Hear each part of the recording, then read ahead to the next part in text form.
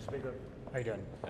The president posted that Democrats who urge service members to not follow illegal orders should be punished. It should be seditious, conspiracy, and punishable by death. Do you have any response to that? Look, I know the DOJ and the Pentagon are looking into the legality of all that, but what I can address is what everybody knows.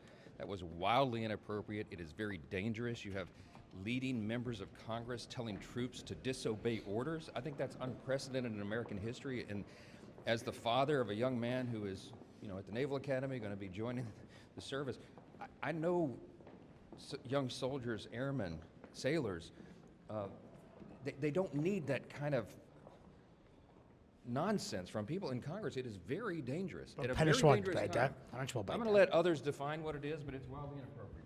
Did he call for inciting violence? No. The president, somebody just showed me what the president put on social media. He's defined their crime. He, I'm sure, acknowledges that the attorneys have to figure all that out. But he said that it was punishable by death. What are your thoughts about that? Him saying that members of Congress can be punished by death. What I read was he was defining the crime of sedition. Okay, I don't.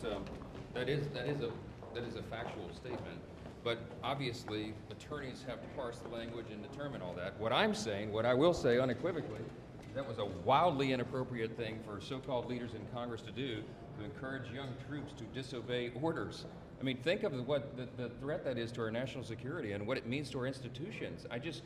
We have got to raise the bar in Congress. This is out of control and is wildly inappropriate. And for a senator like Mark Kelly or any member of Congress in the House or Senate to be engaging in that kind of talk is to me just so beyond the pale.